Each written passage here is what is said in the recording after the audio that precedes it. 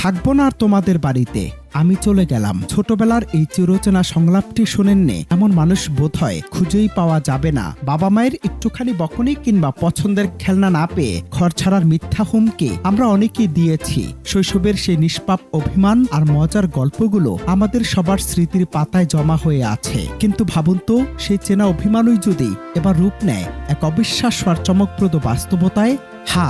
সামান্য বকুনি খেয়ে এক ৮ বছরের শিশু যা ঘটিয়ে বসলো তা শুনে এখন রীতিমতো তোলপাড় নেট দুনিয়া। শুনতে কোনো রূপকথার গল্প মনে হলেও ঘটনাটি একেবারেই সত্যি।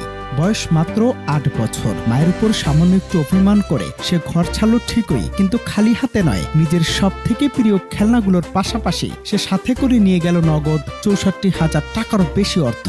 ১-২ হাজার নয়, নগদ ৬৪,১২০ টাকা নিয়ে বাড়ি থেকে উধাও হয়ে যায় এই ক্ষুদে অভিমানী। গত বুধবার মাদারীপুরের শিরখারা এলাকা থেকে শিশুটি নিখোঁজ হওয়ার পর পরিবারে নেমে আসা অন্ধকার। ৮ বছরের এক শিশুর এমন সাহসী ও অবিশ্বাস্য কাণ্ড দেখে তাজ্জব বনে গেছেন সবাই।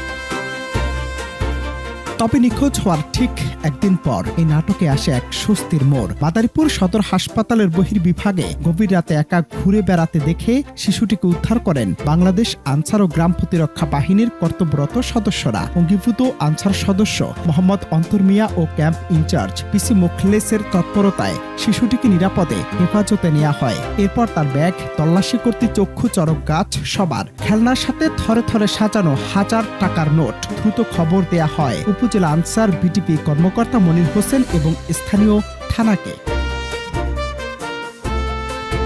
অবশেষে সামাজিক যোগাযোগ মাধ্যম এবং গণমাধ্যমের সহায়তায় যোগাযোগ করা হয় শিশুটির পরিবারের সাথে। শুক্রবার ভোর রাতে আইনি প্রক্রিয়া শেষে উদ্ধারকৃত নগদ ৬৪,১২০ টাকা এবং প্রিয় খেলনা সহ শিশুটিকে ফিরিয়ে দেওয়া হয় তার বাবা মা ও চাচার কোলে। সন্তানকে ফিরে পেয়ে স্বস্তির নিঃশ্বাস ফেলে পরিবারটি। ছোটবেলার সেই চিরন্তন সংলাপ, যা বলি তোর ভালোর জন্যই বলি, যেন আবারও প্রমাণ হলো এই ঘটনার মাধ্যমে।